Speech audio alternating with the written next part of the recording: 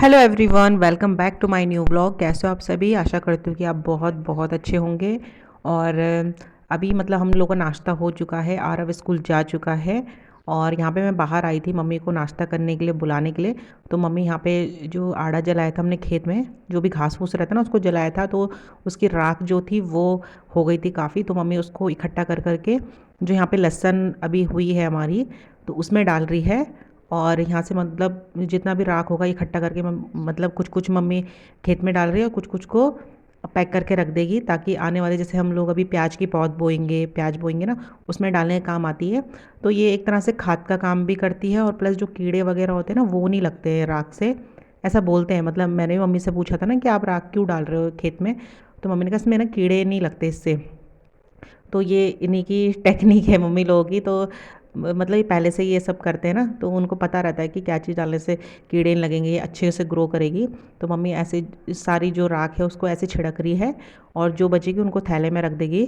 और पूरे में ये हमने लहसुन लगाई थी, और देखिए कितनी बड़ी बड़ी होगी ना। लहसुन भी है इसमें, प्लस बीच में थोड़ा धनिया भी है, साइड में मूली लगी है, और पालक भी है। तो इतना कुछ मम्मी ने क्यारी में लगा रखा है। और यहाँ पे देखिए मम्मी ऐसे सो रही है इनको। और काफ़ी देखिए फील्ड कितना साफ़ हो गया ना काफ़ी। अभी बीच में आपने पहले व्लॉगों में देखा होगा कि यहाँ पे बहुत ज़्यादा कूड़ा जैसा हो गया था, बहुत ज़्यादा घास वास बहुत था, तो सब मम्मी ने जला दिया है, और एकदम फील्ड ना साफ़ हो गया है। जो हमारा खेत है देखिए एकदम साफ़ हो गया है, नीट क्लीन। यहाँ पे ऐसे मन कर रहा था कि वॉक कर सकते हैं, खेल सकते हैं। तो आरब लोग अभी मतलब जब ये मम्मी राख साफ़ कर देंगी ना, इसके बाद खेलेंगे बच्चे यहाँ पर, क्योंकि वो तो ज़िद कर ही रहा है कि मुझे खेलना है। बट मम्मी कह रही है अभी राख में ना कपड़े वगैरह गंदे हो जाते हैं, जूते पहन के जैसे ही खेलते हैं तो जूते गंदे हो जाते हैं, पैर गंदे हो जाते हैं। और यहाँ पे जो लकड़ी लकड़ी आप देख रहे हैं, इसके नीचे है बंद गोभी की पौध, और दूसरी साइड है मम्मी ने बिजवाड़ बूती है, प्याज की बिजवाड़। तो हमारी गढ़वाली में क्या होता है ना, बिजवाड़ बोलते हैं। आपके यहाँ क्या बोलते हैं आप मुझे कमेंट में बताना, लेकिन जो बीज बोते हैं उसको बिजवाड़ ही बोलते हैं। तो मम्मी यहाँ पे थोड़ा थोड़ा करके सारी राख को डाल रही है।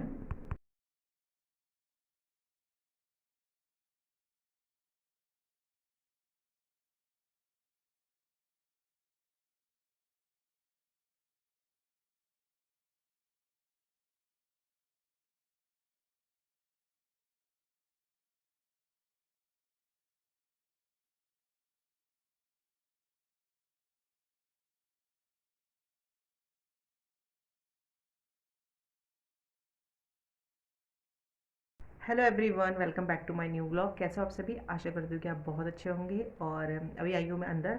बाहर मम्मी कर रही थी खेत में कुछ काम। तो अभी हमारा ब्रेकफास्ट हुआ है, तो मैंने कहा चलो ब्लॉग स्टार्ट कर देती हूँ, क्योंकि ब्लॉग स्टार्ट करना भी ज़रूरी होता है। सुबह का मैंने थोड़ा सा रिकॉर्ड किया था, तो मैंने कहा चलो अभी फ्री हूँ तो थोड़ा बात कर लेती हूँ। तो मम्मी अभी खेत में जो राख है वो थोड़ी बहुत बच गई थी ना, उसको थैले में रख रही है। और बहुत ज़्यादा मेहनत हो जाती है खेती में काम करते करते भी, चाहे छोटा सा खेत है चाहे बड़ा है, बट मेहनत पूरी लगती है। सब्जी चाहे लगे ना लगे, लेकिन जो मेहनत होती है ना वो बहुत लगानी पड़ती है। जो लोग मतलब खेती वगैरह करते हैं उन्हें पता होगा कि कितना ध्यान रखना पड़ता है खेत में। मतलब बीज बोना, खोदना, उसमें खाद डालना, और बीच बीच में गुडाई वगैरह करना है, बहुत ज़्यादा टफ होता है। और मम्मी बहुत ज़्यादा टाइम देती है खेत में, और मतलब लगी रहती है वहाँ पे कुछ ना कुछ करने पे। जैसे थोड़ा बहुत घास वास होता है तो उसको उखाड़ लेती है, और साथ ही उसका जो जो भी मतलब गुड़ाई वगैरह होती है वो सब करती रहती है।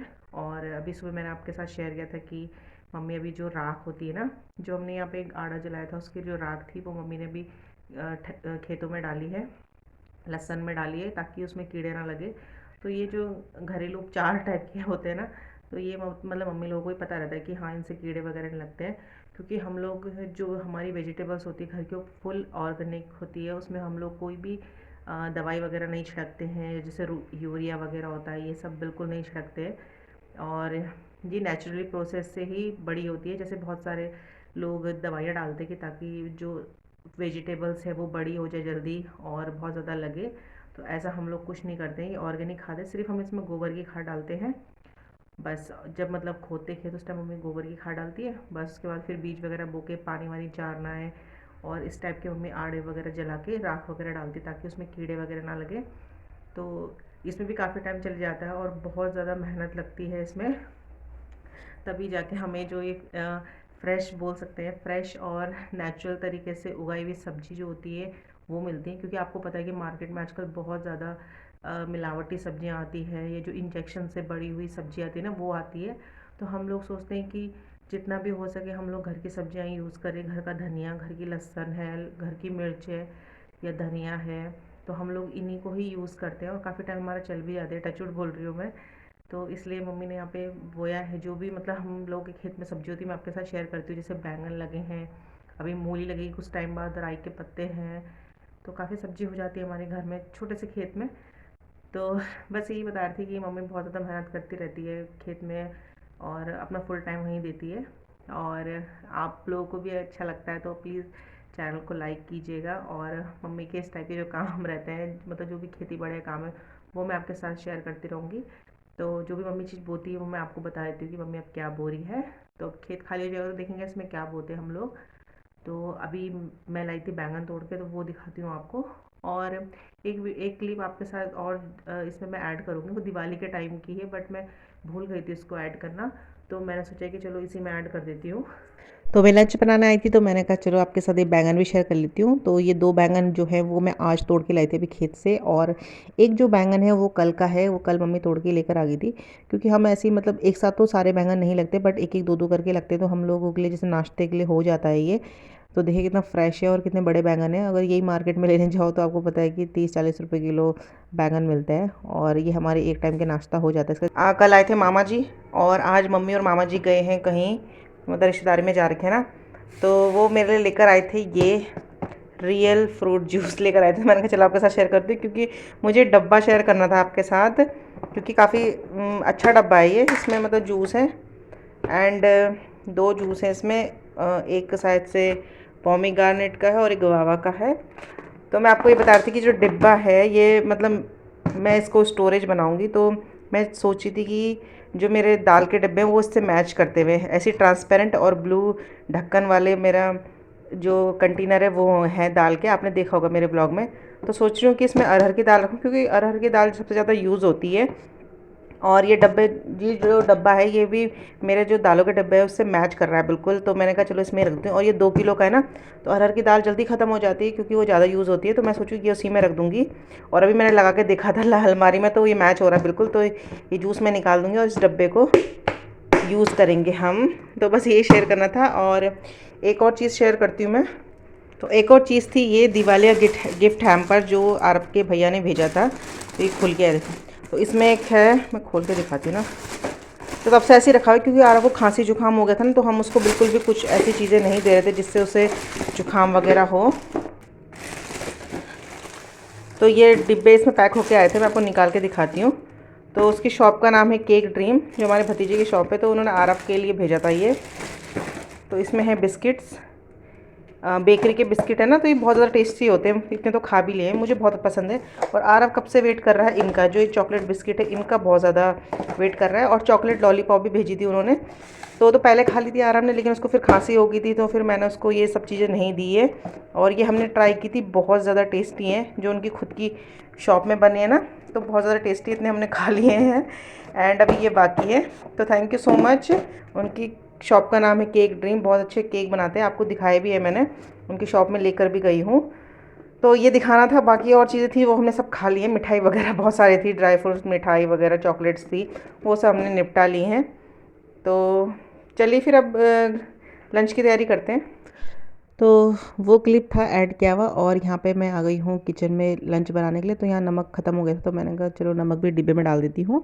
और नमक यहाँ पे मैं डिब्बे में डाल देती हूँ, क्योंकि कभी कभी क्या होता है कि अचानक से जैसे खाना बनाने बैठो और तब तो पता चलता है कि नमक नहीं है, मिर्च नहीं है, तो फिर अच्छा नहीं लगता है। तो मैं थोड़ा सा बर्नी में डाल रही हूँ, ये बाहर ही रहता है नमक, और प्लस एक डिब्बे में डाल रही हूँ। जो भी मुझे यूज़ करना होता है तो मैं इसमें से निकाल लेती हूँ, और ये बाहर ही रहता है तो यूज़फुल हो जाता है। और आज मैं बना रही हूँ आपके साथ पहाड़ी आलू और मूली की खिचड़ी। तो यहाँ पे मैंने आलू और मूली को खींच के रख दिया है, वो मैंने आपके साथ शेयर नहीं करा। आपको पता होगा सिलबट्टे में हम लोग खींच के बनाते हैं, जिससे इसका स्वाद दुगना हो जाता है। और यहाँ पे मैंने ले ली है कढ़ाई, साथ ही साथ मैं डालूँगी जखिया जीरा, जो जखिया सॉरी जखिया डालूँगी, जीरा ही डालूँगी, जो कि मुझे बहुत पसंद है और मैं पहाड़ी खाने में हमेशा जखे का यूज़ करती हूँ। और यहाँ पे डाल दिया मैंने प्याज, थोड़ा सा उसको हल्का सा ब्राउन होने दूँगी, और साथ ही डालूँगी अदरक लहसुन का पेस्ट।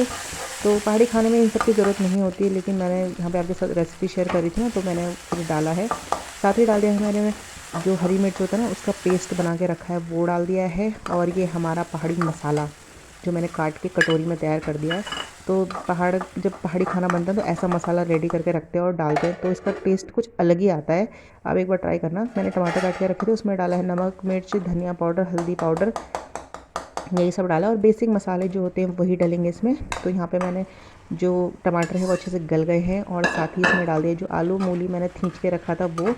और हाँ, एक चीज़ मैं इसमें डालना भूल गई थी, जो था भंगलू होता है, उसको पीस के डालना था, क्योंकि मूली के साग में या मूली आलू मूली की खिचड़ी में उसे डालो तो बहुत ज़्यादा टेस्टी होती है। लेकिन उसको मम्मी ही पीसती है और मम्मी यहाँ पे थी नहीं, तो फिर मैंने ऐसे ही बना दी है। लेकिन वो भी भंगलू डाल के मैं आपके साथ शेयर करूँगी। तो यहाँ पे उसको मैंने ढक के रख दिया है और बाद में हमारी जो खिचड़ी है वो बन के तैयार हो गई है। तो यहाँ पे मैंने सैलड रखा था, खीरा और प्लस घर की मिर्च। तो देखिए यहाँ पे खाना रेडी हो चुका है। तो हम चलते हैं लंच करने और आप भी कीजिए हमारे साथ पहाड़ी लंच इंजॉय।